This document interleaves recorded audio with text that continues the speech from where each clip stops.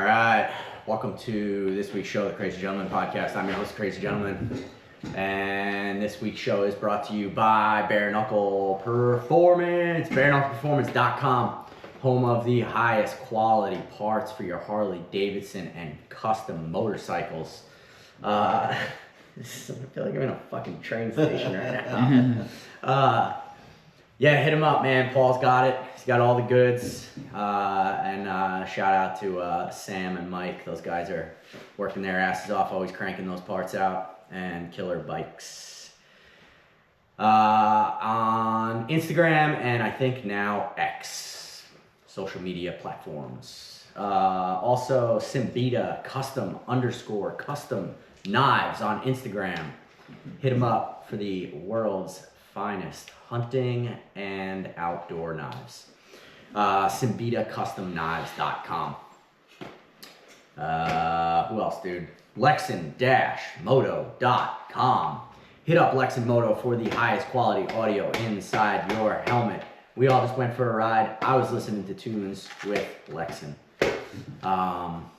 Yeah, punch in code word crazy for 15% off at checkout. Hit up the Bump Shop Backroom. I don't know why GoPros do this, dude. I don't know why all these cameras are quirky. Hit up the bumpshopbackroom.com. It's your only place to get the Crazy Gentleman merch. Go order a t-shirt, go order a cool hat, anything from Rodney. I only got shirts on there. Rodney's got a whole list of stuff from motorcycle parts to clothing to weird vintage finds and his coffee company. Go get the Hardtail Blend. And yeah, that's about it. Shout out to the producer, Whiskey Eye. Oh, I also, I forgot, I'm surprised I remember this, but congratulations to Miss Mundy on your new El Camino. And the other reason I bring that up is I got this little Hot Wheels El Camino here. I'll put it on the GoPro. Right here. This little bad boy. So my goal, inspired by my man Tim Howley, who is currently doing this with a 1970 Chevelle, is we're trying to trade up from a Hot Wheels car to a real car. So I want an El Camino, he wants a 70 Chevelle, and it's on, dude. He started much longer ago than I did. I'm just starting. But he's almost there, dude. He's got a Harley Night Train. So he's like a trade or two away from a Chevelle. It's pretty sick. Did you guys know this? Yeah, oh yeah. Yeah. So, anyways, if you guys could please support my stupid dream of getting an El Camino from a Hot Wheels car. Whoever wants a Hot Wheels car, maybe you got some Harley parts you want to trade. You're only like $3,500 away. That's it, dude. Yeah. Yeah, 35 hundo to go. Anyways, yeah, this week could also be brought to you by Chicken Fried Choppers. Oh, who's that? Who's that guy? I heard of that guy. Yeah, so anyways, Rick, Chicken Fried Choppers, Brandon, Bad Fish Customs. Yes, sir. Here you guys are. We're here. Here we are. We're here in spirit. Doing the Death Podcast. Yeah, I don't know. For anyone who's not watching, we're at my kitchen island here after a long, deathly weekend on Long Island. Long night. These guys took a visit, and here we are. We are here. Barely. In the house that Rob built. Yeah. Yeah. Flipping through old Ironworks. Quite literally. Ironworks magazine. Quite literally. In the house I built. Flipping through some bikes that I've had my hand in. Yeah. Circa 2010. Yeah. Old times, dude. I said I was going to post an Instagram of this, but I say that on every show. So I guess I get the opportunity to cut to the chase on this one. You guys want to see Brian at TPJ when he was a little baby? This is another one just for the YouTubes, the GoPros, which you guys... Oh, hey there, world. Quick reminder, if you have a clapped out pile of crap like this FXR here, if you're watching on YouTube, Don't forget to go to Kenny's House of Horsepower, Kenny's House of Horsepower on Instagram, and get your clapped out piece of crap FXR or any Harley engine all fixed up by summertime, man. Kenny's your man, Phoenix, Arizona. He'll receive and ship out engines all over the world, and especially inside the lower 48. Hit him up, man, just in time for summer. Kenny will get you straight any sort of restoration or high performance Harley needs. Okay, back to the show. I can't stand it. There's Brian. Looking good. Brian, I hope you're watching. Living better. The whole world is seeing you. Little baby you now. Anyways, yeah, we already talked about everything, so I'll see you guys next week. Show's over. I'm just gonna let you guys talk. Okay. I already talked enough. I talked the intro. Yeah, you do talk a I lot. just hand it over to you guys Yeah. now. So we rode FXRs today. Yeah. Well, Brandon rode an FXR. It's an FXR4. It's yellow. It's got an amazing tin set. Where did you get that bike from? New Mexico. New Mexico. Oh, New Mexico. Yeah. Yep, you bought it off your buddy. Yeah. It was a long journey. Yeah. And we Are we rode. gonna tell the whole story of the bike? Yeah, let's hear it. Let's hear it.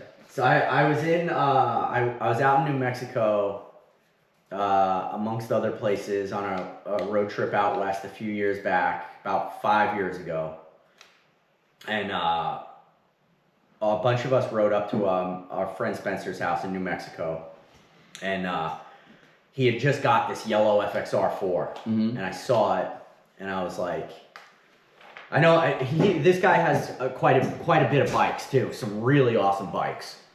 And Like modern bikes or more vintage bikes? no, this is the only modern bike he had at the time. Okay. Otherwise, slab side shovel and older. Okay. Knucks, pans, shovels, all kinds of cool stuff. Definitely. Several of this stuff. So anyways, I tell him, a guy that has bikes like that hears, oh, if you ever want to sell this. But I tell him, if you ever want to sell this R4, I own this bike. I'm the captain now. I'm coming to get I'm like, this is my bike. 100%. So the fucking dickhead doesn't. And he posted on fucking FXR Bazaar, but I saw it like 2 minutes after it hit. And I called him up immediately, and I was like, take that fucking bike off the internet right now. I told you I'm buying that bike. Yeah. So I wound up buying that bike. And then my friend Nako, you guys might know Nako Chris, he's a Wall of Death rider. He works with the Ives brothers now. But he's ridden for several walls. I met him when we were working on Danny's wall. When we were working for the Wild Wheels Wall of Death, and now he's an Ives brother guy. So he took it from, because he's also in New Mexico, so he took it from New Mexico to Tennessee for me, and then Brought it to the Motorcycle Music Revival. Yeah, brought it to the Motorcycle Music Revival, and then Amy, the world famous producer of this show, rode it back from Tennessee to Long Island.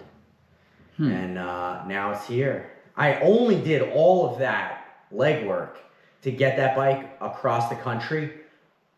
The whole time, all I was dreaming about was Brandon riding it. I did it all for to get to this moment today. Oh yeah. Heavy hogging with the boys. Just that. And now I'm ready to sell it. Now my life is complete. So yeah, anyways, that's the journey of that bike, and I rebuilt most of that bike. I tore it down basically to the frame, the drivetrain, and the wiring harness. And I even the wiring harness I redid. I did a lot of work on the bike. Fully rebuilt the front end, brakes, tires, wheel bearings. Just really did the bike. Like Brandon rode it today. He woke me up with it. And his comment was, dude, that bike fires right up, and it is cherry. It's a ripper too, man. Like it's a ripping bike. So, but all joking aside, I am selling the bike. I did try to raffle it off for a minute, but apparently it's a controversial bike and nobody wants yellow bikes. Brandon hated on it until today. I fell in love with that bike real quick. When Rick was taking pictures of it on the beach today and he saw it in the sun, he was like, Yeah. he's like, I don't like yellow bikes, but I'm falling for this one. I didn't say that. I like yellow bikes. No, Brandon said that. Oh, Brandon said that. Yeah. Pulling up to the stop sign, looking down at that yellow paint. It's tight. It grew on me real quick. Oh yeah. Yeah, it's hard to hate all that yellow and chrome, dude. Yeah, and it's got like a bunch of pearl in it too, so it's like nice and floppy. It's not just like a banana boat. Yeah, for people that don't know FXRs or never saw an R4, they call that factory color Sun Glow Yellow. And the FXR4 was the first CVO Harley ever made. And that started the CVO program. And they call that bike Sun Glow Yellow because it's a heavy metallic yellow that, dude, when it hits the sun, it pops. It's fucking popping. Pops. Yeah. But yeah, and that thing's like, it's fully rebuilt. Like I said, gold tubes in the front end too. I figured that would look cool on that bike. That twin cam's killer. Yeah, oh yeah, it's a twin. We didn't even mention that. It's a twin cam bike. Twin cam, blonde motor. Arguably one of, or the first twin cam in the country. It was done back in 01. I mean, the twin cams only came out in 2000. You know, and the bike is a 2000. So it's like, and it was done in 01 by a dealer. The dealer the bike came from, and the timing cover from that dealer is still on there. The bike's originally from Vacaville, California. Yeah, I don't know, man. That's the history. I'm only the third owner of the bike. My friend Spencer only rode it a couple hundred miles. He's an old bike guy. He just wasn't into it. And then Destiny brought it to New York. Let's bring it back to California. Whoever's listening, man, buy it up. Yeah, by the time this drops, I will have already given everyone their money back and canceled the raffle and all that. Once you guys leave, that's what I'm doing. Yeah. So, anyways, that's the story with that bike, Rick. Hope you're happy. I'm happy. The world now knows the I'm story. very happy. The bike that never saw the internet. A fun history moment. Yeah. This is how stupid I am. I don't know anything about FXRs. Did they make one factory twin cam FXR, or was not a single one? Single one was Evo? Every FXR is an Evo. Yeah. There is or never shovel. ever or shovel. 2 years of that. There's never been a twin cam FXR, which I think that the factory fucked up on. I think they should have made R4s twin cam bikes from the factory. Yeah. That would have been a smash today to get one of them. Those bikes would probably be worth double today if it was the only twin cam FXR from the factory. Sure. But it is what it is. I guess that's what makes the conversions a little more special. I don't know. Which is interesting because that bike's at 99? 2000. Okay. Yeah. Yeah. Interesting. Yeah, last FXR ever, which is another interesting little thing. That on the inside of the timing cover, on the inside of the side cover is signed Robert, some dude at the factory. I'm still trying to hunt it down. If anyone can help me hunt down whoever was Robert that was working for Harley Davidson at the time, signed that inside of that side cover, the last Evo. And then he dated it 9/13/2000. Mm-hmm. So I don't know. I've contacted Nick from FXR Bazaar. He doesn't seem to know anyone. Yeah. I mean, I'm hoping a bunch of Milwaukee guys listening right now can hook run me a up. VIN number or something. Yeah. In a database. I think it would just be rad to talk to that guy and be like, yeah, I own that bike. And it's so funny that you put the last Evo on that side cover. Totally. And now it's a twin cam bike. It's a 2000 model year. Yeah. And what was the date on it? September 13th, 2000. Yeah.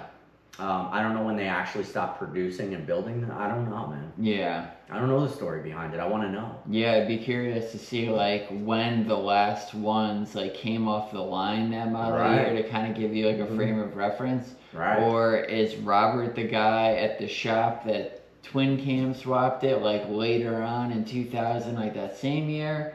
You know, like that'd be an interesting avenue, because didn't you say that like one of the covers on it has like the Harley Davidson dealership information of where the bike originated from? Yeah. Yeah. I'm drawing a blank on the dealer name, but it's in Vacaville, California. Yeah, and obviously they did pretty extensive work, you know, like if they motor swapped a bike, you know, Right. like it's not like a regular Harley Davidson dealership.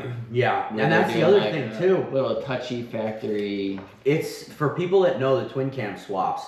It was done with a conversion plate from the transmission to the engine, Yeah, and With an Vulcan FXR makes trans. that plate. yeah. But me and Brandon were just looking at it. We don't even think Vulcan. We don't think anyone was making those plates at the time. It looks and like they factory matched it. Like it's not a machine finish like any other plate we've ever seen. Yeah, like maybe Like- like somebody's prototype or something. We think someone made it a one-off back then. Sure. You know? Well, I mean, it was right in the year range of like where people would be doing that. Like Right. in 2000, the Twin Cam only existed for 1 year before that, and they were Right. in Road Kings and Dynas. Right. I want to say the Dyna was the first one to get a twin cam in '99. Yeah. Or was Yeah. it the Road King? Usually, One of them got it in '99. I could be very wrong, but I kind of feel like that Harley always leads their new drivetrains with baggers. You're right about that. Right? Because didn't the Milwaukee 8-bagger come out first before Yes. every other one? But I think '99 Dynas were twin cams. And then Softails and everything else followed in 2000. Because those I were think, the, right? 99, everything I with think the A so. motor came out early, and then the Softail's the only one with the B motor, right? That's what I'm saying. Which Dynas is get name interesting that they had one model of bike have a different motor. I never really Right. thought about that. The other interesting part too is this is the other theory on FXR4s. They say that they only brought them back because they had an excess of Evos. Because they only made 600 of these Yeah. and 400 of the orange ones. That was it. Oh, really? Those are all the R4s in the world that ever got Huh. made. I didn't know that. It was Right. such a rarity. So like they're rare bikes, dude. Yeah. How many got wrecked? You know, Sure, like, yeah. I personally have a friend that fucking wrecked one. You know, Yeah. like how many got wrecked? I don't know how many are in existence still. Yeah. But you're talking only in the hundreds. Yeah. You know. But the theory always was, and I don't think this is true. The theory was Harley had an excess of Evos left over from the twin once they started transitioning to twin cams. Sure. That's why that was still an Evo bike. Yeah. They just did that as like the one throwback traditional thing. Yeah, well, it makes a lot of sense because, like, if they wanted Yeah. to reinvent the entire wheel and, like, reinvent the FXR to have a twin cam motor, like, that'd have been, like, such a heavy you know, a heavy lift. And it's like, well, if we just make this one bike for one last model year, we don't have to change anything. Right, We're just gonna put all of the spare parts basket in it, and we're just gonna run it. Yeah. We have 1,400 bikes worth of parts, and we're gonna run them all, right. or whatever it was. Right, which is 600 another and theory. 800. Yeah, it was like 600 of mine, and then 800, and then 400 Oh, of, so it's of the only like orange 1,000. Yeah, so like Right. less than El Diablo numbers by almost half. This is what I'm saying. Like, no matter how you slice it, there's only hundreds of those bikes left. Yeah. They never even made them in the thousands. You Yeah. know? Yeah. So it's like, what the hell is left? I don't know. Yeah. But yeah. I mean, I've seen guys part them out. Like, Yeah. even the ones that didn't get wrecked, I've seen parted out. Most of them at this point aren't original. You Yeah. know, like most guys are hot rodding them now and shit. Yeah. Mine is actually one of the more original ones I've ever seen. Yeah, same here. Besides the twin cam in it Yeah. and the gold tubes that I put on it now. Sure. But other than that, like I still actually have the factory Fox shocks for it too. Wow. All right. Yeah, but we're going down a rabbit hole here of nerd now for a second. But for people that don't know, those Fox shocks ride a little harsher. They're only 12-inch shocks. I put 13-inch shocks on this bike. Yeah. But I have the original Fox shocks I for it didn't too. realize it came with Fox. Yeah. Yeah, which is another like Little quirky thing that happened. yeah. But yeah, like I said, most of them are not as original, and I've never seen one with paint that nice. Yeah. Mine that is showroom fucking paint, dude. Yeah, that's pretty crazy. It's sick, dude. So yeah, anyways, that's where we're at. That's my sales pitch, I guess. Spun off into that. Somebody buy it. Somebody buy it, right? Or don't, so I can keep riding it when I come out here. Oh god, dude. There's plenty of bikes to ride. Yeah. there's enough. Yeah. I think that's interesting is because like Harley Davidson is like one of the most, it's the most iconic motorcycle brand there is, obviously, for America especially. In my personal opinion, loving them, but like there is a lot of documentation on them, and there's 1.5 million books that document them and everything. But I think that up until like the FXR Bazaar book, no, like, in my opinion, maybe I'm wrong and I just haven't found it yet, but like there's no like internet resource that's like, here's every Harley paint color. Right. Because like I was trying to figure out like paint names for like a mid-2000s Softail, which were in high production numbers then, so that should be like a relatively easy thing to figure out, like computers were a thing, and cameras were a thing, like we weren't dealing in like the Stone Age of like the 50s or anything. But there was definitely like starting to have that explosion of a lot more paint schemes, like I think that maybe I have a 2000 Softail that had like a numbered paint set. Like this was like the pink Boneyard graphics, like number of 600. But I don't really know if like in the 90s, like were they doing that, like were they doing factory, and you guys are FXR guys, so you would definitely know a lot more about that than I do. But like were there like random FXRs of like random specialty colors that you could order at the dealership? And dude, there was colors, correct me if I'm wrong, Brandon, but like there were color schemes that like were less than 40 made. Like you're talking real low production numbers. Like some of the two-tone ones. There's like a magenta looking one. I think they made like 36 of them. Like there's some. I have the FXR Bazaar book. Which is by far the best source of information that's ever been made for FXRs. But he breaks it all down in there with a lot of that stuff. I know someone now that's selling one of those magenta sets. I think it's like one of 36. He said. Ever made. Never mind. Same thing. What's left? And like that is five that, of them. Is like that you're never gonna see that again. And is that like, I wonder if it's numbered directly on it, like because that I don't know. The tank set that I had was like specifically numbered by Harley. I don't think these rare paint jobs we're talking about are numbered. Even the R4s, none of them are numbered. I don't know when they start. I think almost like the 100th anniversary stuff probably was one of the first, like when they started really numbering from there on out.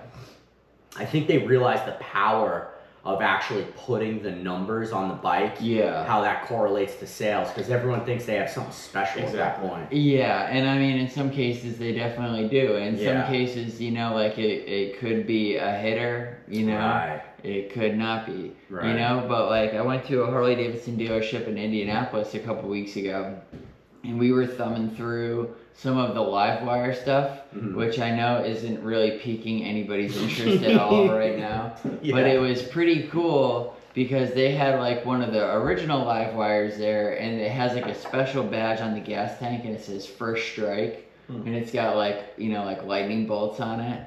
And it's just like, it's pretty sick that this is like, if you were like one of the first dealerships to order a live wire, then you would get like one of these First Strike ones. And like, let's be honest, like that bike, in my opinion, isn't necessarily changing the world. How many of those are going to exist? Like that could be something interesting, Also, there's a lot of other things to think about with that, but you're talking about like a battery operated bike. So it's not like you could just like drain the oil out of it and stick it in a corner and then maybe like replace like 5 gaskets in 40 years and fire it back up. Like you might be dealing with something that's a lot different. And maybe we have some Moto Gadget battery plug-in. And you're putting like an anti-gravity size battery in like this giant battery holder because technology advanced so much. Like there could be a lot of options like that in the future. Maybe there's like some little nuclear reactor freaking Back to the Future thing that we come up with that somehow gets legalized. Like who knows what the future looks like. I'm hoping But the anyway. aliens bring it to us. That one's cool. Yeah. But I will say, if we're gonna bash the live wire, I also rode the S2 Del Mar, I never which heard of is that. the Yeah, that new thing's live killer. wire.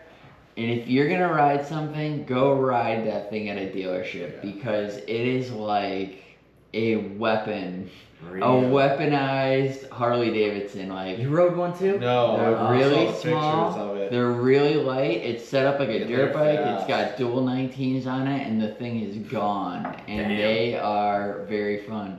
And you pull up to a stoplight with somebody else that's on one, and you just like sit there and laugh about how ridiculous they are in dead silence because you're both on electric bikes. Damn. Yeah, I couldn't imagine riding an electric bike. Like, I would love to do it, but I could never imagine myself owning one.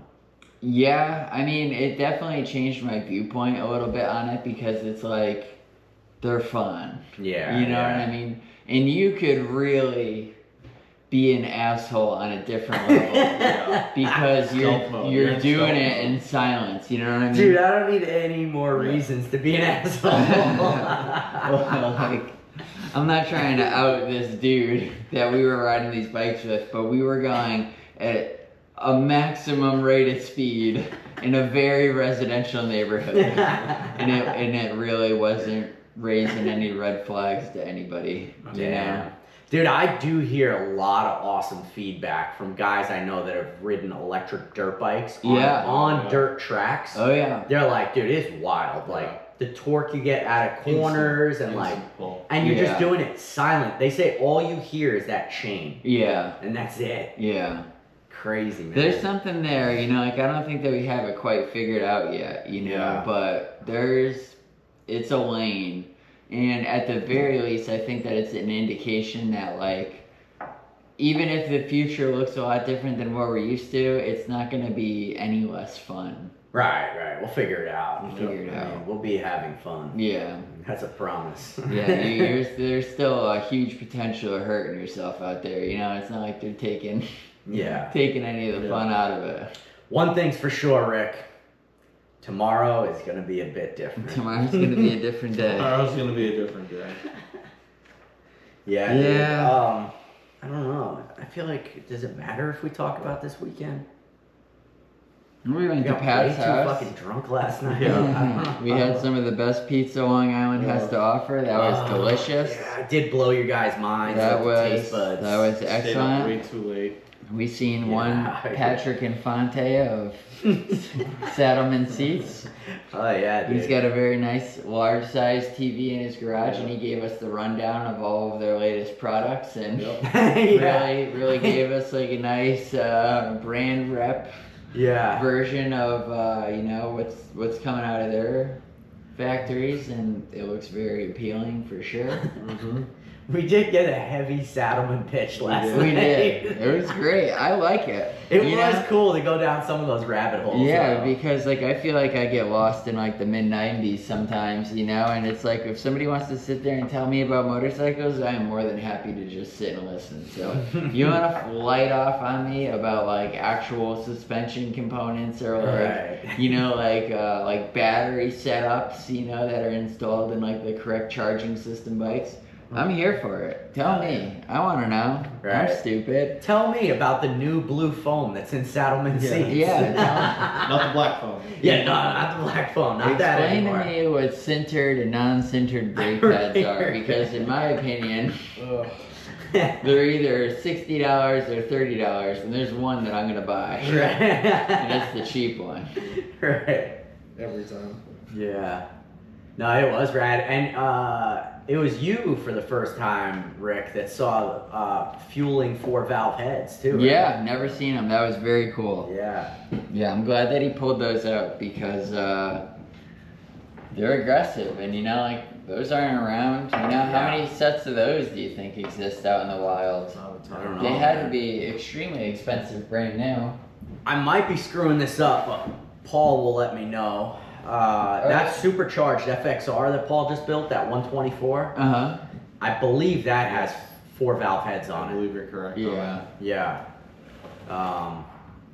Which is just wild. Like, I can't even, like, Yeah.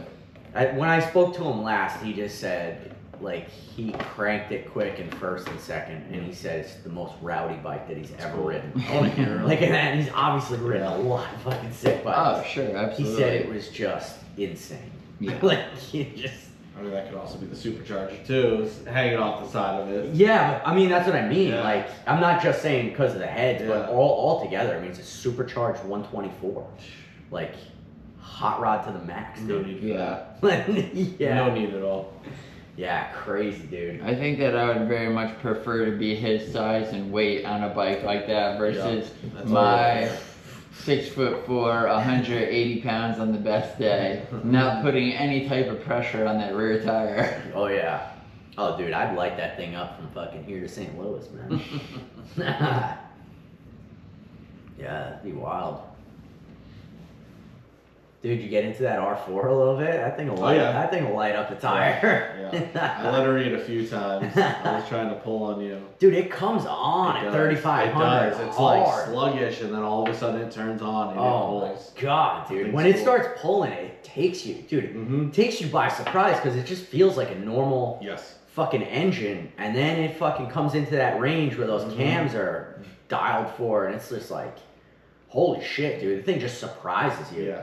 Because you also think, I don't know about you guys, in my head, whenever I get on like a 90s styled or like a Hell Yeah Brother styled bike and it's fast, it surprises the shit out of me.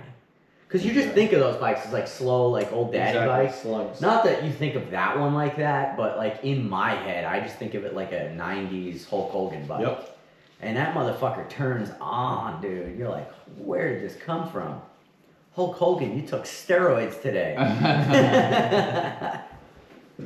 I always think that it's like funny riding bikes like that have like kind of like low slung drag bars, you know? It just puts you in like a position that you're not particularly used to being in. Oh, Yeah. for sure. And it's just like, you kind of like, it makes like the tank feel big. Yeah. You know, like it just makes you feel like they're not anywhere near close to beach bars. Like they're just drag pullbacks, you know, but like it almost feels like beach bars, and it's like, yeah. man. I think I actually think they're wider Sportster bars. Yeah. I think. But I don't know. They're pretty damn close to Sportster bars though. Just on lower risers and yeah, you're right. With that tank, it just makes it feel. It's just different. It's not what you expect. It's not T-bars. I don't Yeah. think I've ever ridden an FXR without T-bars. Oh man, I have. I've ridden it with ape hangers, Z bars. I bought that one I'm twin camming now. I bought that. I flew to Illinois to buy that bike, and it had Z bars on it, and I rode it home. Oh, yeah. Yeah. It wasn't like, bad though. It was like comfy. the Z bars, you know, Yeah, I that still are have them in the like basement. 1 1/8 inch that like taper down to 1. No, they were just straight 1-inch Z bars. Okay. Um, Have you ever tried to internally wire the bars that are like an actual Z? no, but I've tried to wire the Z bars like that, just the one Z. That's It what- sucks. Yeah. You know? Yes. It really sucks. I actually had Builtwell Frisco bars on my 90, the one with the stickers, the only bike everyone thinks I have. Yeah. I actually had Frisco bars on that for a while. They did look really cool with that lowrider tank and shit. Yeah. But I completely, over the years, I got used to them kind of, and I forgot how bad it takes the handling out of those bikes. Your ability to really control those bikes sucks. Yeah. So before I did the setup that's on there now, I went to 6-inch riser with a Sportster bar. Yeah. It was a game changer. I was like, why did I keep these Friscos on this whole time? Yeah, I don't think there's anything that'll change a bike up faster than putting a set of handlebars on it. Yeah, dude. In terms of like an immediate difference where like it's now an entirely different thing. Yeah. That was one of the times, though, I think those Frisco bars were partly to blame that I saw my life flash in front of me. I'm serious. I went into a death wobble. I came through the traps, and I usually will run through the traps on that bike at the top of fifth. Like, I'll kiss the rev limiter or hit the rev limiter sometimes, but I don't want to shift sixth.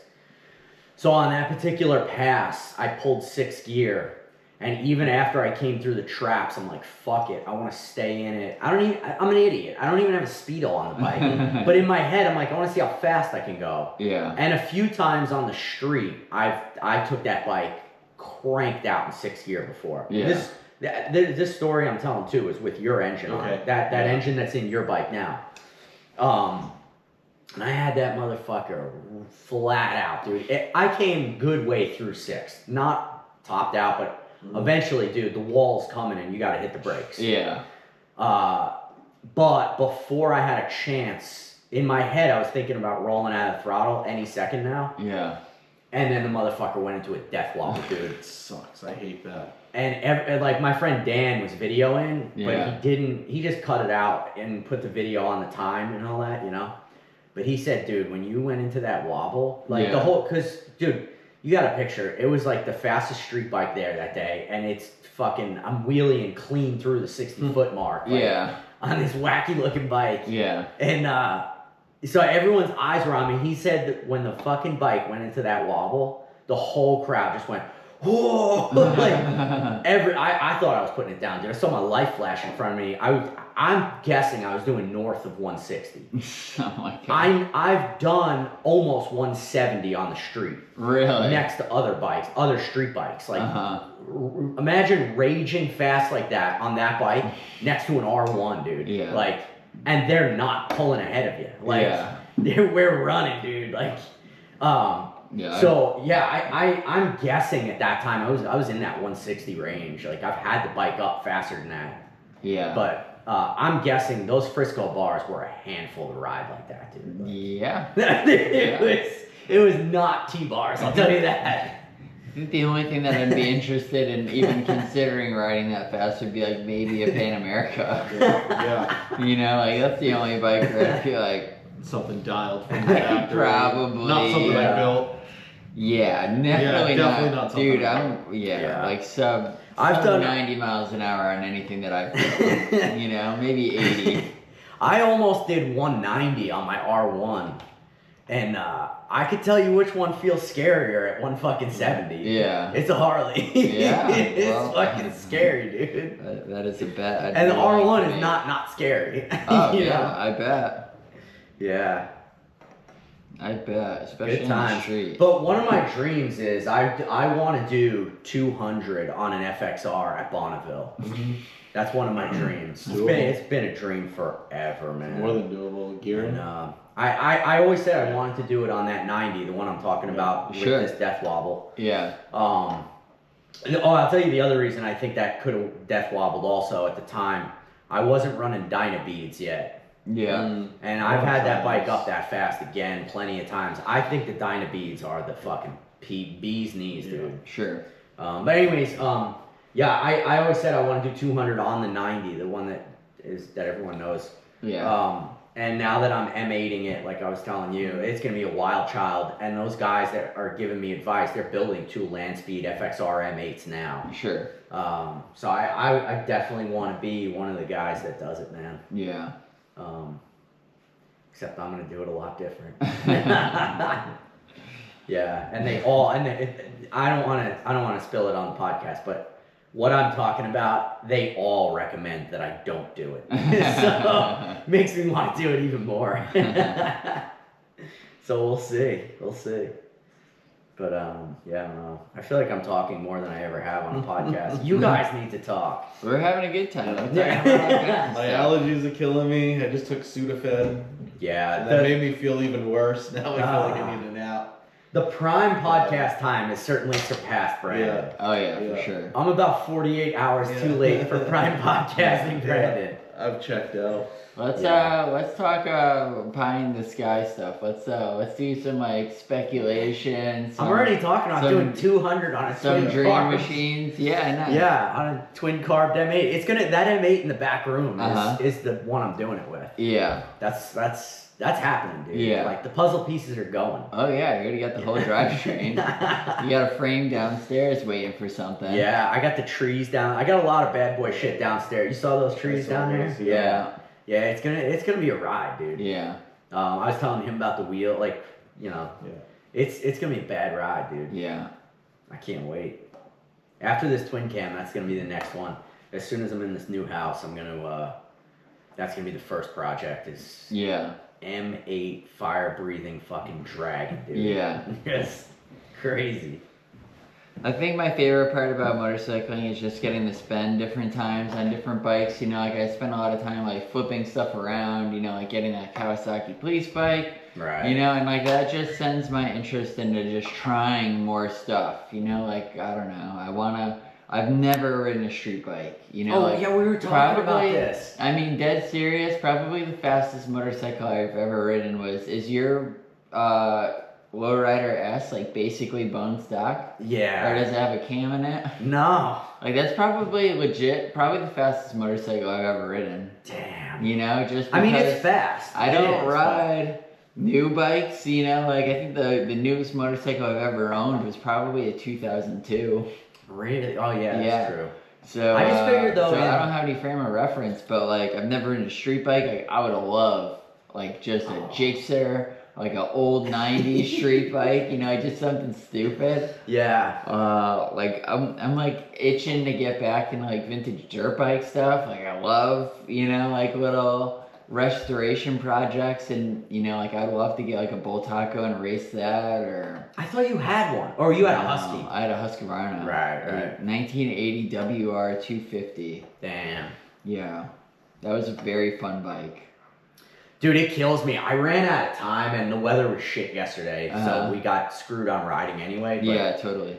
I wanted to go to the new house and fucking get the other bike, dude. I really wanted you guys. Next time I see you, I'm gonna make you ride that bike. Okay. If you think that low, I was telling Brandon when you were taking pictures of my bikes at the beach. Fucking, dude, you had mentioned like it's quick or whatever, and Brandon was saying the same thing, and I'm like, dude, there was like a 6-month period of time where I only rode that bike. Like when I got it, I was so excited, you know? Yeah. And I didn't touch the other bikes really. Mm-hmm. Certainly not the the fast FXR. Yeah. And the Which first one? time Your Lowrider S?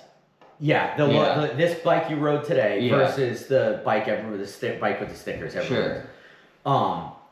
I thought that lowrider. I'm like, this bike cranks. It's fucking fast. Whatever, dude. I got back on that FXR, and then I was like, wow, I remembered what a fast bike feels like. Yeah. And then I got back on the lowrider, and the fucking thing felt like I was riding a stock bike. I was like, this thing sucks. I want to cam it. Yeah.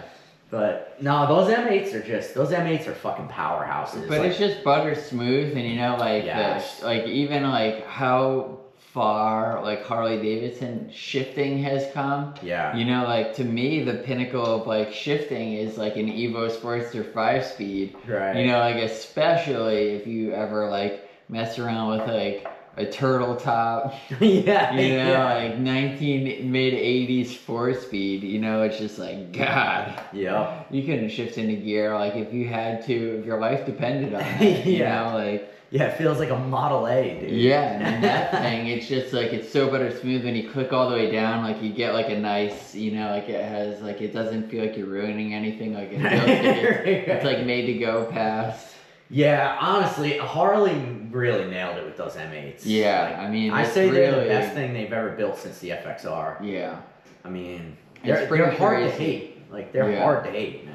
Yeah, and the fit and finish is pretty legit too. You know, like they're just good looking bikes. Everything, you know, like looks very nice and very, like everything matches itself very well. Yeah. Yeah, honestly, it's one of those things where, not that the motor company was like dying in a sense, but if they didn't step their game up. Sure. It was time for a change. It was. Yeah. And I that's why I hesitate to say this. Like, it saved the motor company. Yeah. But in my opinion, it kind of did. Like, those M8 bikes are a huge departure, in a good way, from what they've been building. Sure. I love what they've been building, but I say the same exact thing about when they went from Evo to twin cam. Yeah. I do think at that time, that saved the motor company at that time also. Yeah. Because how much longer could they have fucking pushed the Evo for? Yeah. Like, in a time when, like, all these things were happening, like, sure, you know, like just everything. Technology was booming. Yeah. Everything was getting more refined. Cars, fucking houses, Yeah. other motorcycles. I think in a sense another few more years of Evo Yeah. and it would have fucking impacted the motor company bad, I think. Yeah.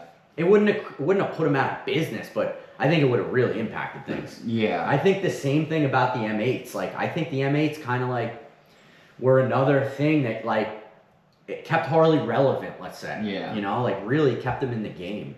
But I mean, the twin cams were major because like you just had like, I don't think that they were, I don't know, I could be wrong with this too. I'm talking out of my ass, but I usually do. We all are. But I feel like that, you know, like maybe the Evolution motor was at least,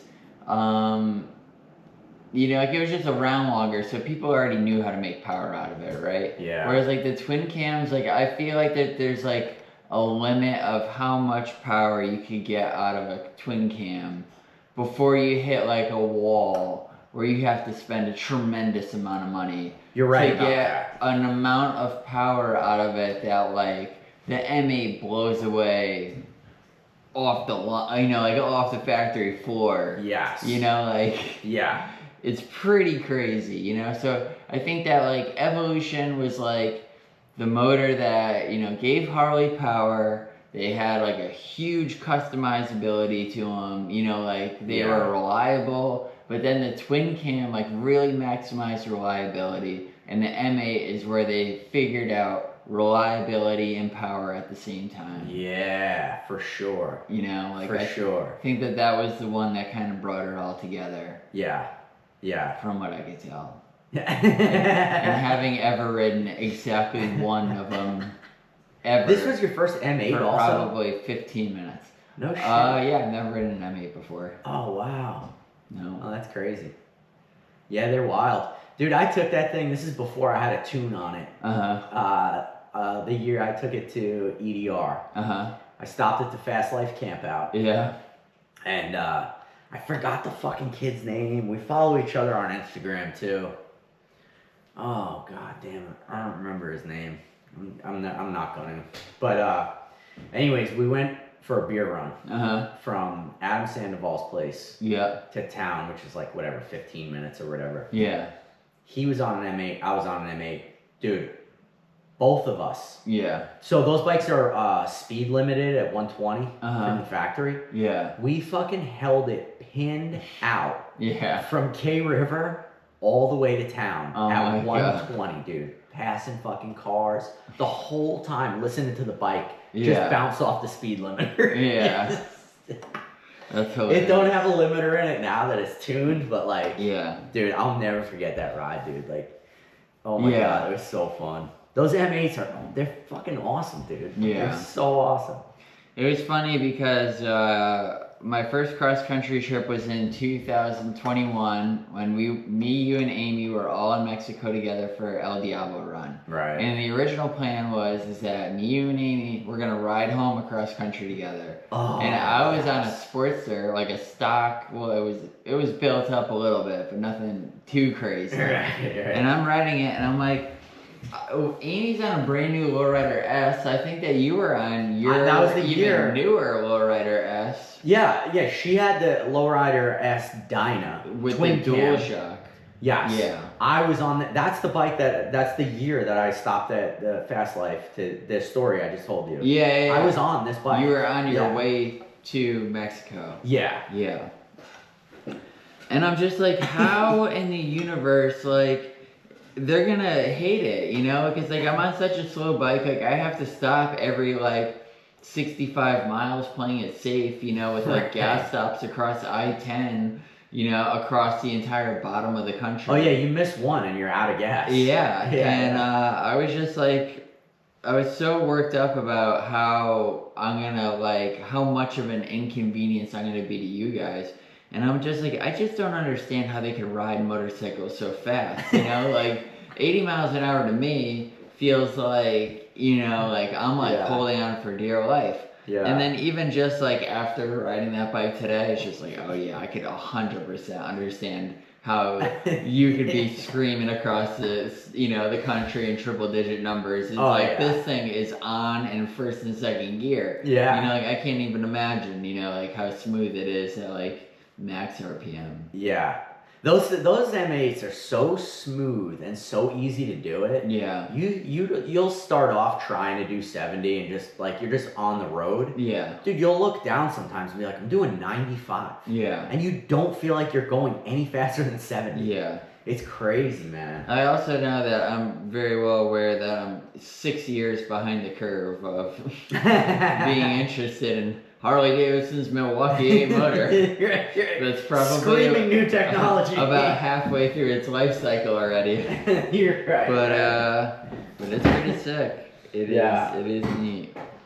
Yeah, dude. I think like that's a huge difference about it too. Is that if you look at like competitors' motorcycles and what I was saying with the fit and finish, like it's not. It's not a secret by any means, but like the motors and everything, like the style choices, like they look like 3D printed prototypes in my opinion. Like they just don't have the M8s. No, like other like say like the Indian Challenger motor. Yes. And like it just looks like it looks like a model that you would buy from a store or something. Yeah, it doesn't have like like Harley Davidson's such a good job with like contrast and like best styling in the world, dude. Yeah, it's just like it really best styling in the world. It really breathes some soul into the motor and like makes it look like something when it doesn't necessarily have to look like anything, but it certainly doesn't hurt to have it look kind of fun. Man, this is gonna sound like such an asshole thing to say, but that's what I do. We're already there. We're way past that. But whether you want to buy and own a Harley Davidson is one thing. Yeah. I'm not a other brand hater or anything like that. Yeah. But I'll say this. Anyone who tells me they just don't like Harleys, like they don't even like how they look, like they don't like how they feel. I can't imagine someone riding a Harley and getting off of that thing and it not at least being like, yo, that's cool. Yeah, for sure. I don't want to buy one, but that was cool. Yeah. Like, I just don't, anyone who's saying that, I always ask them, like, have you ever ridden one? Yeah. And that's a little subjective, because there's some fucking shitty ones to ride. Oh, yeah. But, I mean, if you ride a proper one, dude, if you ride anything I got in this garage, it'd be hard to get off that thing without saying some positive shit. Yeah. You know? Yeah, no doubt about it. I feel like that you could equate it to, like, riding in a muscle car for the first time, you know? Like, you're going to come out of a muscle car, and you're going to be interested in, you know, bikes and cars in any capacity and not have some kind of smile on your face. Or, you know? What a good analogy, because, like, for a guy that maybe likes, like, modern sports cars. Sure. Even if you don't like muscle cars or you don't want to like own one, there's no way you could drive one and not be like, this was fucking rad. Yeah, or like, even just being a passenger in one and like, you know. Yeah. I think that I'll tell you a story. Here it comes. So we got back from where did we go? Oh, we went to the Prowl this year. And me and DJ rode bikes home really fast, you know, like probably faster than I've ever gone on bikes. And you were on his twin cam FXR. I was on his twin cam FXR, and he's on his Suzuki Bandit 650 rad chopper. Yeah, long bike. It is like a predecessor to the street bike motor, like a Gixxer, but an 11-foot long sprung. Wait, that's a Bandit engine? Yeah. Oh, dude, I'm gonna show you a picture of a bike I built with a Bandit engine in it. It's anyways, I don't want to keep going with your story. But that bike is fun, and they roll hard. You know, like I think that bike tops out at like 115, and we were going all of that. And I'm not like Mr. Fast Guy, you know, like I like chilling, you know, just as much as anybody else. But we are ready to be home, so we get all the way back to Phoenix. And nobody wanted to ride motorcycles anymore, but we had to go out for dinner. So we decided to do the old switcheroo, and everybody was just going to ride everybody else's bike, so at least the ride to the restaurant would be interesting. Right. So I rode Garrett's pink shovel head. How was that? Garrett rode the twin cam FXR, and DJ rode, I can't remember. Kaylee's bike or something? Probably something. What, So, dude, how's Garrett's bike? Garrett said it was dialed in. He's like, it's and dialed it was not dialed in. And he just rode it all the way down to Bisbee and back. So I was like totally like, yeah, totally, 100%. You know, like he says it's good. He's a lot better with this stuff than I am. And I got on it, and I'm just like, I was tired, and like the day was late. It's got a girder front end on it. Yep. It's a foot clutch jockey head shovel head, and even though I have one too, like every bike is just different. Everyone, yeah, it's a different feel. Different. They're like women, dude. Yeah. You gotta get on them and feel them out. He's got a round side Mikuni on it. It's got like a super heavy duty throttle because those, like tend to get sprung really hard. Yeah. And it's just like, I had a really good day. I should have called the quits. I should have quit while I was ahead. I didn't. I'm like, I'm going to ride Garrett's bike. So I ride it, stall it out at a stop sign, kick it back. We're back on the road. And we immediately jump right on the expressway in Phoenix, which isn't like a slow and chill thing. And I'm just on Garrett's bike, absolutely. Haven't you ever watched a YouTube video on how to fucking foot clutch shift? I have not. YouTube it, bro. Anyways, yeah. But so you're getting on this highway. So we're getting on the highway and we're just jamming, and I'm absolutely terrified, because like the girder, like the wheels getting caught, and then the lines in the road, and like Phoenix has like those really crazy like cut highways. Oh yeah, those concrete highways for the rain to dissipate and everything. Mm-hmm. And I'm just like, I'm so tired, and I'm gonna fucking die on this bike, and I can't believe I decided to ride it. Like all we have to do is make it to the restaurant. I'm not riding it home. And I was just like, being terrified is like, it just makes you feel alive. Like you never feel more alive than when you're terrified. Oh yeah. And it's just like, and I think that is like a piece that sells everybody on Harley Davidson when you first ride one, just because it's like, it's kind of a lot, it's aggressive, it's in your face, like you feel like you're on kind of a monster. Yeah, even if you're it's riding like, a dragon, dude. I mean, even if it's like a bone stock bike and you've never ridden one before, like there has to be some kind of level of intimidation. Like I'm riding a Harley Davidson. Mm-hmm. Like if you're coming from like the world of Triumph or something, like you have to be intimidated. And I don't know. I feel like that it would be hard to not enjoy at the very least. Right. Dude, nobody doesn't have a story to tell about their first time riding a Harley Davidson. Oh yeah, I was just gonna tell people, for people that are new to the podcast, because at the time I didn't really have an audience, let's say, like I have now. My audience still isn't that big, but still. Go back and listen to the first time Rick was on this podcast, like 4 years ago. At the block and he party, tells right? the stories of his early first rides and stuff. Those are some good fucking stories, dude.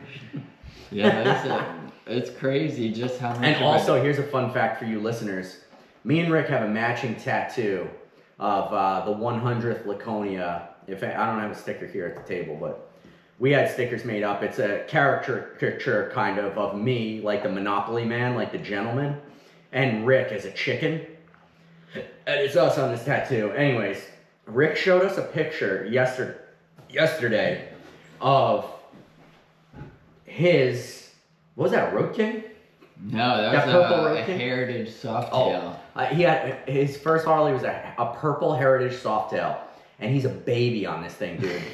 But no hair. We're getting, also, this was Rick's idea after we got the Laconia one. We're going to go to the 100th Daytona, which also, me and Rick have never been to Daytona. It's probably going to be the only Daytona. Right? Yeah. Just a heads up. So, we're going to get a 100th Daytona one, but it's going to be I'm thinking, I just thought of this too. We didn't even talk about this yesterday.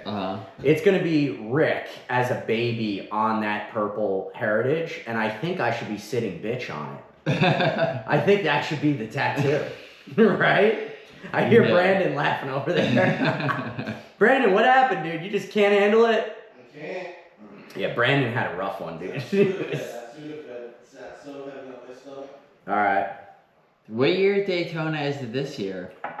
I don't know. Yeah. I don't know anything about Daytona. I went to before I started the podcast, I did like a dozen episodes that I did before the podcast came out. I had the first like 12 recorded. And the way I did it was I went on a 2-week road trip. And I had just contacted everyone I wanted to talk to. I started it off in Tennessee at the Motorcycle Music Revival. Yeah. And the only person I had lined up was Bare Knuckle Paul ahead of time. Yeah. Who I released his as the first episode, but it wasn't the first I ever recorded of this stuff. I recorded some back home first too. But I figured Tennessee would be a good place to drum up more people. Sure. And that's when I met Bill Dodge, and I went to Bill Dodge's shop after Tennessee. Yeah. And I went to Biketoberfest, happened to be that week. Yeah. That's the only Daytona event I've ever participated in. And yeah. I never went to the real bike week in March. Yeah. And the 100th is the only one. What's the year? Did you look it up? It's 83. So this year was the 83rd. So we have 17 years. Okay. When's this? And Sturgis is the 85th next year. We're going to that. Yeah, so I think that Daytona 100 is in 17 years, and then the next year after that is the Sturgis. No. Or maybe Sturgis Sturgis would be first. 2 years before that. Okay. And then Daytona's last. Because if you said, 83rd just happened in Daytona. Yeah. Okay, and Sturgis is 84 this year. So it's only going to be 1 year apart, dude. We're going to be on a tattoo roll that year. Yeah, it's going to definitely be a busy year for us for sure. Yeah. Yeah, this year is the 84th Sturgis. Okay. So Sturgis is going to beat Daytona by 1 year. Right. So in 16 years from now... in 16 years from now, we'll get the 100th Sturgis. Yeah.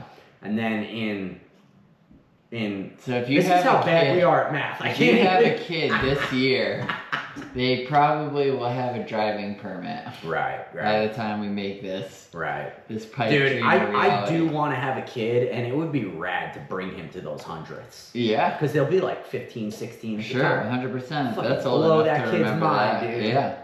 Oh my God, you imagine that? I've seen people take their kids like around that teenage sure, age. 100%. Dude, that'll blow that kid's mind, dude. Yeah, who knows what it'll be like in that long, like that's a pretty big span for change to occur. Right. We'll be on e-bikes and shit. Just for an example, that's enough time for the institutional people who we know and look up to and respect now to, Unfortunately, some of them won't even you're be gonna around. be damn near 100 yourself. Yeah. Shit, dude. Yeah. But that's going to be exciting. And the good news is we got 16 years to think about what the Sturgis tattoo is going to look like. Yeah, for sure. I think that's the Daytona tattoo, though. You on your first bike with me sitting bitch, dude. That's such a good one. Because it's such a daddy Daytona bike. Dude. Yeah. Like this purple Heritage with the fucking leather bags on it and shit. I hope I have more of a gut and I fill out a little bit more before the Sturgis 100th, but I would definitely get like the cross the stomach bar Sturgis 100. I would be super down for that. Maybe Sturgis tramp stamps. Dude, I'm not above a tramp stamp. I could be talked into a tribal tramp stamp for the Sturgis 100th. You think I take myself that seriously? I don't. I'll do that shit. Oh, that'd be fucking crazy. Yeah, I mean, dude. And at that point, I'd be so old. I'd just be like, Sturgis tramp stamp, let's go. Yeah, best case scenario for that, I'll have been married for at least 15 years without a kid. Right. That'd be best case scenario. Oh my God. That'd be cool too if I took my kid on, because you're talking 16 years from now, even if you got someone pregnant today, it'd be like another year basically before a kid pops out, Yeah, 9 months traditionally. Yeah, you know what I mean though. You gotta just easy numbers. We've already established we're horrible at math. Yeah. So easy numbers would be you have a kid in a year. Yeah. Even still, the kid's still not even old enough to ride himself. You know? But right there. Or her. Certainly. You know? But imagine the right age to be inspired, you know, like, because I mean, I think that when was Biker Build Off huge, you know, like when did 04 or something, 02, 02, I don't even know the exact years. Yeah, so I was like 13 years old, like I was like the prime age to like vacuum all that shit in my brain. Right. You know? The guy Big Nick, I was telling you that bike I was showing you that I did TIG welding on and stuff. The Gorgeous Killer.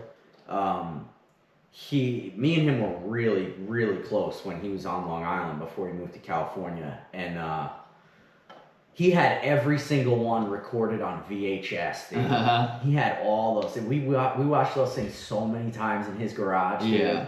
Oh my god. And like I wasn't like into them like that, but if they were on TV, my family was like sitting and watching them. And none of us had motorcycles. Like none of us were into motorcycles. It was just like a thing that was happening on TV. Yeah. And it was one of those things where like it was kind of like watching wrestling, I guess, in some ways. You know, like it was just like what we did on like Wednesday nights or whatever on the Discovery Channel. Right.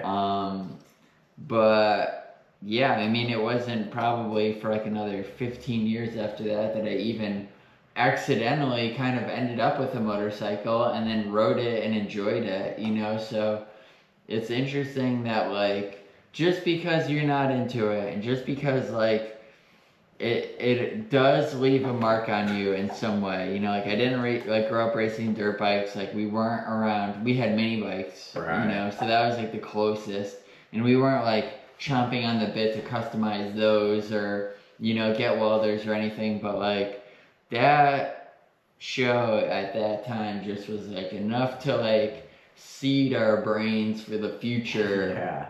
And then later on when we got into it, like it all started coming back in like a much more major way. Yeah.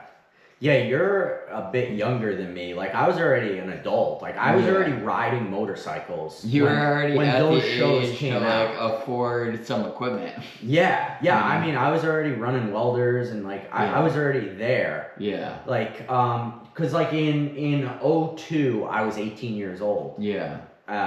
So like it was already on for me, you know. Yeah. But like I know you've always made it a point, like when we visit a lot, like when we were at Perowitz's or like Paul Cox's, like to be like, dude, you have no idea how much those shows like impacted a generation. Yeah, oh for sure. And those guys are always like, you think? And you're like, dude, for sure. Yeah, oh, you know, they're always 100%. Like surprised, you know. Yeah, you know, like I mean that's real, without a doubt, you know. Rarely does that ever not come up in conversation with somebody. Right. Usually at some point in time, you know, somebody's going to tell you how they got started. Right. And that's almost a conversation that happens every time, you know, like, yeah. You know, it was kind of like, you know, where were you when 9/11 happened? It's like, where were you when, you know, when Gas Monkey Garage was, you know, all over your TV screen. Right. You know, that your dad bought from somewhere that fell out of the back of a truck and then now it's in your living room and right. You know. Yeah. Yeah, it's all funny, man. Yeah. I think it's so funny. And it's cool, like, and we're super lucky that we you know, that we get to like see these people and like spend time with them, and then you know like they're receptive to us and you know like want to spend some time chatting and will give us the time. I think that's great, you know, because especially from their generation of what they were coming out of and everything, like they were legitimately the superstars, and you know like I think that they don't necessarily need to treat us the way they do by any means, but they choose to be nice and you know are interested in you know giving us kind of like a peek behind the curtain. Yeah. You know, like showing us what they have going on now, which is still crazy innovative, you know, mind-blowing stuff. A lot of the cases of what we get to see, you know, it's very cool. Yeah, and it's awesome. They are, you know, most of the people that we've met so far are like so legitimately into it that like they will die doing this. You know? Yeah. Like Same with us. It's like, Yeah. this shit ain't going nowhere, dude. You Yeah, know, no. like, this is a lifetime There's no way addiction, that, like a BMW car is gonna like invoke the feeling that a motorcycle gives me, Yeah. I think that I picked my lane a long time ago, and I am very happy to be here, and it's it fills my bucket. Yeah. There's also no world like the Harley world. Like Yeah. the community and the lifestyle. You're Yeah. never gonna get that from another brand. Yeah, It just doesn't, no. It's like so my friend that married me or whatever, married us, however you phrase that. I don't even know how to phrase that. It's still funny to say that. But, The person who officiated your wedding. yeah. Fucking he's so when we were younger, when we were all riding sport bikes, he had an R1. He had several sport bikes, and he would take his dad had a Screaming Eagle CVO Road King. That like two-tone goldish paint job. It was probably like an 06 or something. Yeah. No, now that I think about it, his R1 was an 04. He bought for it. Yeah, I mean, I think that bike was like an 02 or something. Yeah. It was in earlier 2000s. Anyways, he used to take that every now and then. He'd fucking bitch about it and stuff. Yeah. And I had just started, I had just built my first bike, and I think I got my FXR in 07. Mm-hmm. Anyways, after I did a little hot rod shit with it, I remember letting him ride that thing. Besides his dad's fucking Road King, it was only Harley he ever rode. Yeah. Dude, and just the other day, he's like, I want you to look for an FXR for me, because I had it at the wedding too. Yeah. And he was like, dude, I'll never forget ripping this bike around back then. Like, Yeah. because he hasn't seen that bike in a while. Yeah. And he's like, dude, I want one. Like, look for an FXR. Like, Yeah. you can't not fucking ride a proper Harley, like we were saying, and not get off without being like, this is sick. But like Harley Davidson has all of their different model bikes for a reason. Like they are different tools for different jobs. Right. And like you see all the bar hopper people, run out and get street glides and road glides and everything, and it's like, dude, like it's cool that you have that bike, but ultimately it's not like the right tool for the job. And like you're kind of, in my opinion, I mean this might be a crazy thought, but like you're kind of like doing yourself a disservice, like riding the wrong piece of equipment in that way. You know what I mean? Like you could just be having a lot more fun on something like a lowrider ST that has your little baggies and it has your little fairing and your little, and it's got all your stuff, but like it's just, if you're bombing around town, like you're gonna probably have a lot more fun and be able to throw that bike around a little bit more and and do that. And like I really think that, but like if you're going on like a cross country road trip, by all means go out and get the road glide, and you're gonna have a tremendous time on that thing. Yeah, I always thought that was so weird too, like with this new bagger craze. Like guys that don't really road trip, they're just local bar hopper kind of guys. Why did you choose that bike? And I mean, like honestly, it just makes life a lot harder than it needs to be. Like you have to run like a bigger, heavier duty trailer. Like if you have a low rider, you could just chuck that in the back of a pickup truck. It's like not really that big of a deal. But like you got a lot more size and weight to be dealing with that like is really unnecessary. I will say a big thank you to all of the bagger guys on the internet that I do watch videos of that are trying to load those baggers in pickup trucks. That fail. Those were some entertaining videos. Those are definitely very entertaining. Yeah, man. I mean, buy whatever motorcycle you want, and like if you do have a dream of like riding it far and doing all that, then get maybe get the bigger bike, or whatever. But I don't know.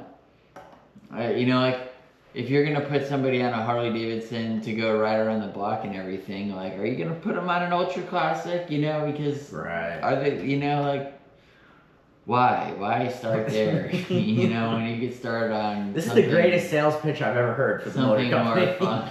Why? Why are you doing that? Yeah.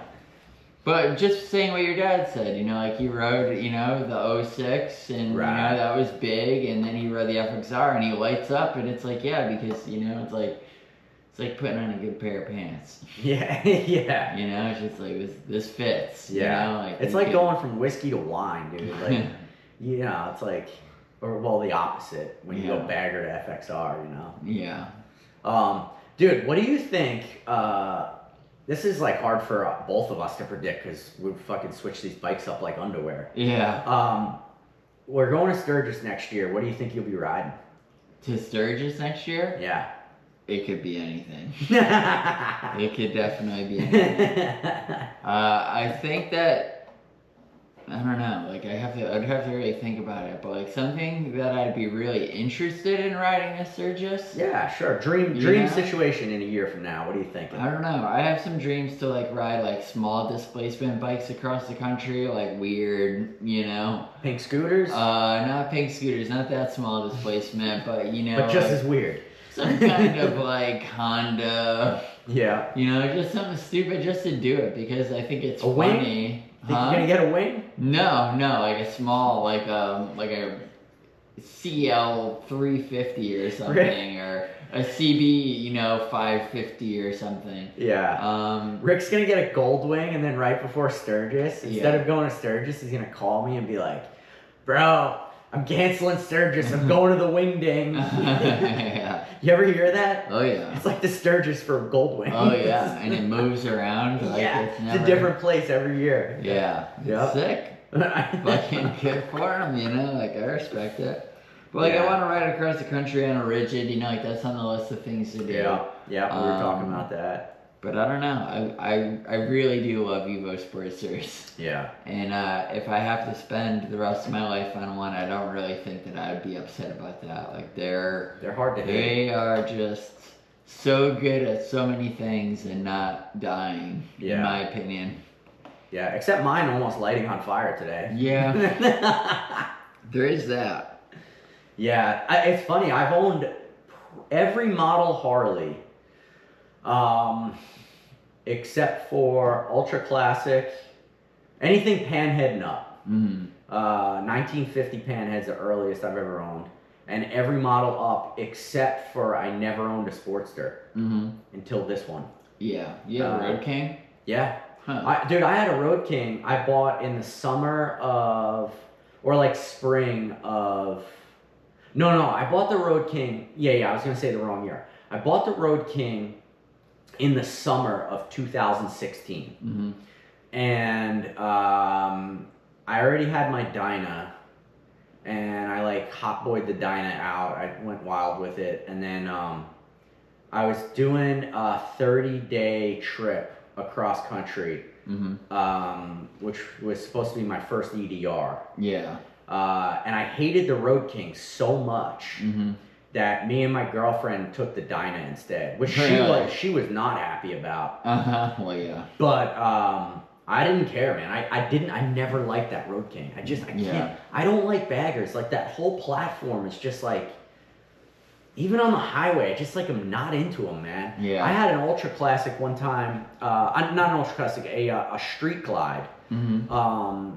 That I had down in Florida, and I just hated it. Like I remember it was the first time I ever had music on a bike, and I hated it. Yeah. I love music now. This is years and years later.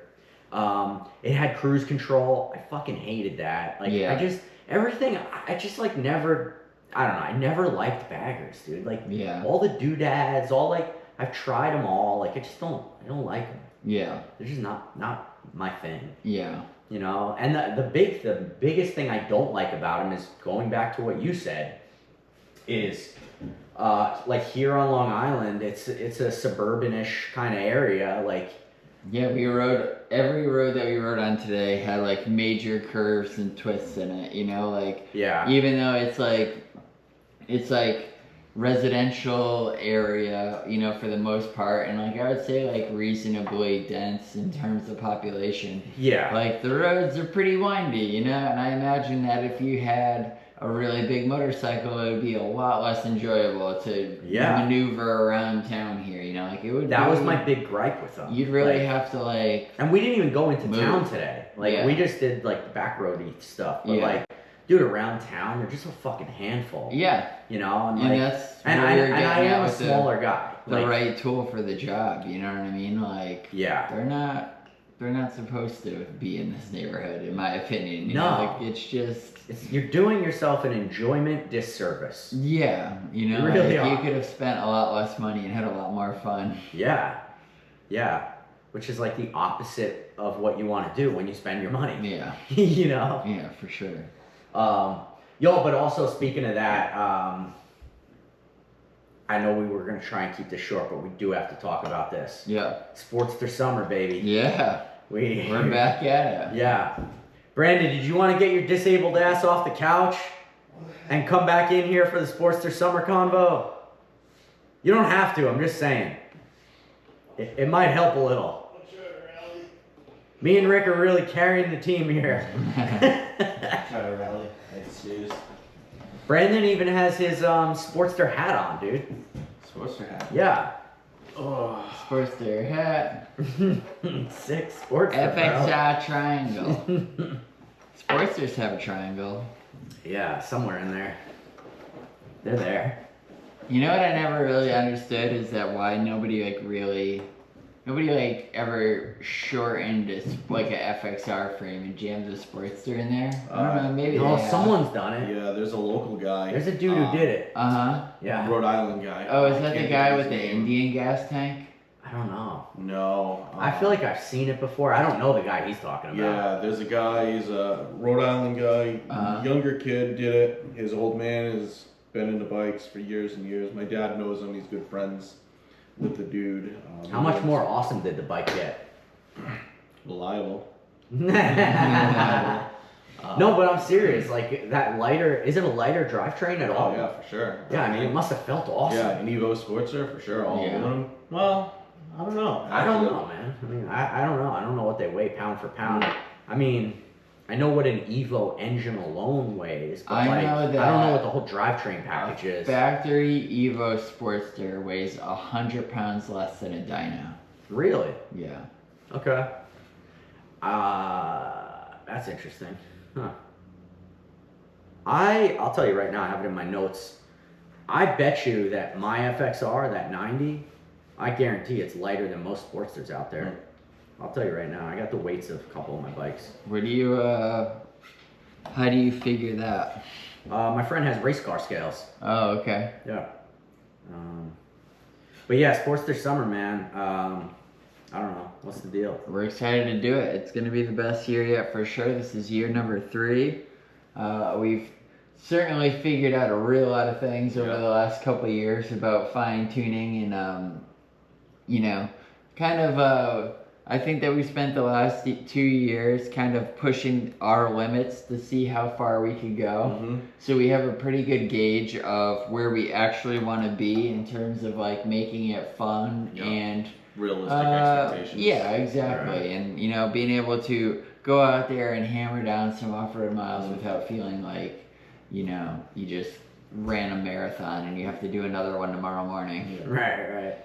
I doubt, now that I'm looking at the number, I thought it was lighter. I haven't looked at it in years, but 575. I bet you a lot of Sportsters weigh that though. I can't remember what the actual number is, but I do I have would say a it was phone right now. 498. Oh, really? The bike just feels so light, dude. Even when those Japanese guys, like, they were like, yo, this is the lightest FXR I've ever felt. But, yeah, Sportster Summer, dude, I'm excited. I'm not doing anything to the bike, as Changing the upset oil. as that makes you guys. No, this is like the point of Sportsters. When I put that bike together, I have not turned a screw on it. Like, and I don't Except even, after you I crashed don't it. even know if I fucking changed the oil yet. Like, I've done nothing to that bike except destroy it. Like, literally. Yeah, I'm trying to think, even when I crashed it, what did, the original wreck. Yeah, that's right. I forgot about that one.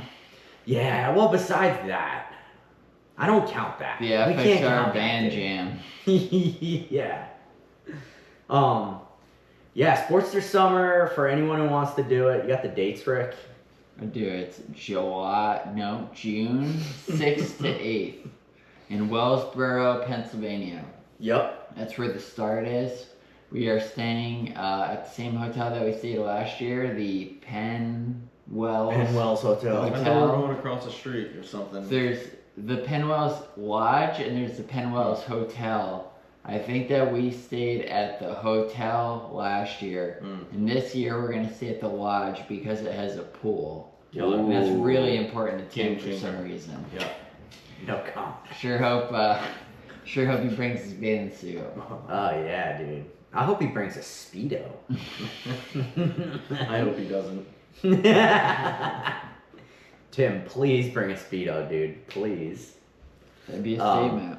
That's gonna be dope, dude. Is anywhere else we're staying have a hot tub? I'm not sure, but the plan is to do the same thing that we did last year, which was awesome. You know, like we basically spent 2 days on the road and we covered everything from, you know, rural areas with no cell phone service for the entire day to, you know, like hitting gas stations where they didn't accept cards. You know, it was like cash only, and the guy's like, you know, like doling out cash through like a cigar box that he has. 82 you know? octane. Yeah, yeah, it was so crazy. The worst fuel ever. And He was like, "You guys want gas or moonshine?" Yeah. Like, I'll take both. And then we make it all the way at the end to State College, Pennsylvania. Yeah, which to is my like favorite hotel. back to the modern universe of like College Town, USA, where everything's available. Yeah, And people start yeah. looking at you funny once you enter society. oh yeah, especially when we're all in overalls covered in dirt on like these Tripping on freak mushrooms. machine Yeah. sportsters. Yeah, jumping across their sidewalks. And Yeah, and like running through construction zones. And, Allegedly. you know. Yeah, allegedly. That looks like a good jump. Let's Oh, turn man. around. That was so much fun. Oh my god. dude. That was definitely one of the highlights of my motorcycling career. Yeah, that's such a fun fucking Just trip, being dude. silly gooses with the boys. Yeah. Yeah, Sportster Summer is gonna be awesome. There's- And all you guys gotta do is just show up. There's And no just like show entry up. fee or none of that. No. Just show up and You gotta have a Sportster. It's gotta be an Ironhead, Evo, or Rev Max. yeah, any We would steel frame love Sportster. to see somebody come out with a brand new Wait, Sportster. oh, I thought it was steel frame. Is the new one steel frame? I thought that Yeah. was Tim's requirement. There's no way that the new Sportster is aluminum frame. That's true. That would be incredible. Imagine someone thrashes a brand new one. I would love that. That's it. Yeah, I that would would love be that. I would awesome. love to be that person. Yeah, me too. That would be rad. Yo, Twisted Road. Twisted Road's the rental company, right? I think so. Yeah, Twisted Road. I'm looking for a sponsorship. Yeah, just let me borrow your Hit me bike. with that We rental. promise we will return it in some sort of condition. We'll take out the extra insurance on it. Yeah. I do. All joking aside, I think I'm getting it right. Twisted Road is that bike rental company where you can like rent private bikes. Uh-huh. Like if I wanted, I could put these on the website. Yeah. I really do. That makes me immediately have a concern about that.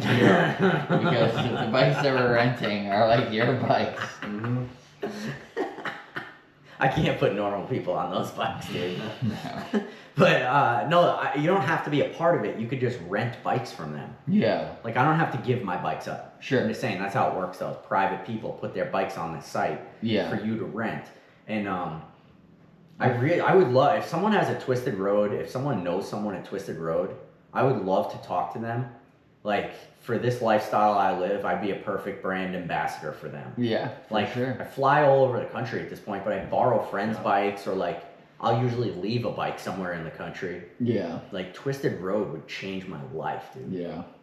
Let's go, dude. I Who's would got love that that. hookup? I would just love if I had 3 strategically placed Sportsters or Yeah. just Dude. motorcycles in general, you I've know? thought about that. To the point of where like I like when people come to Connecticut and like they take one of my bikes, it's like come ride my bikes, like halfway across the country. Like, you can do that, Yeah. I'm gonna take out a big insurance policy. Like, if you crash it, just make sure you kill it. Like, we'll both end up pretty good. And, like, go drag my bike out in the middle of nowhere, and I'll go pick it up and, enjoy the ride back. I can't wait for the messages you get about that. Yeah.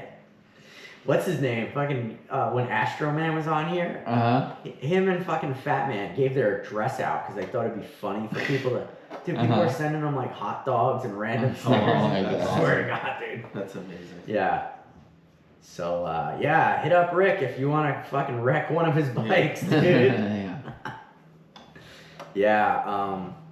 I don't know, man. Sportster Summer is definitely one that I look forward to every year. Oh yeah, and if you guys have any questions too, contact Tim Stat at Gigastat. Yeah. What is it, Gigastat Cycle on Instagram? I think it's Gigastat Cycle on Instagram. I think it's Gigacycle. Or Gigacycle. Something like that. It's the red and white picture. Lowbrow too. Oh yeah, Lowbrow. They have the info. Yeah, Lowbrow has all got all the the information on their And website. you can also read about our previous years on there. I think Rick, you wrote the blog for Lowbrow I can't. about the previous year's trips. I think so. Yes. I can't remember if I wrote it or Tim wrote it. Someone I'm pretty wrote it. sure I wrote it. Yeah. I sent my And- pictures somewhere. Yeah. And then also it's called the Happy Valley Rally this year for no other reason than like it's just a more fun and unique name and Well, really, after you bought that tie-dye shirt, when we were tripping out in State College. Yeah. I think it was all but settled at that point. Yeah. But so if you go to happyvalleyrally.com, it'll bring you to the website that I made that has all of the basic information, what to expect, the hotel locations, the dates and times where we're going to be. And I think it gives a really honest review of what you would expect coming on this trip and what you would need to prepare for. Right. And also, if you guys want, Jay Kenny will be there this year, and he'll sign your butt cheeks. Oh, yeah. That's a fact. Yeah, that'll be easy. The easiest thing you do all weekend. Yeah, I don't know, man. You guys got anything else to say? No, I'm a man of few words today. Yeah. Dude, I really wish we got you last night. Oh my God. Dude, I was lost in the sauce. I lost in the sauce and the CeeLo. That CeeLo did it for me. Yeah. That and Pat's Television. Pat's Television. Fucking kid. Fucking Asian imported cigarettes with the snap. Oh, the God. flavor beads. Yeah. Oh my God. Yeah. Yeah. Alright, let's wrap it up. Yeah. You guys know where to reach everyone. See you next week. See ya. Oh my God, dude. Yeah, you got a long road ahead of you, Brandon. Yeah.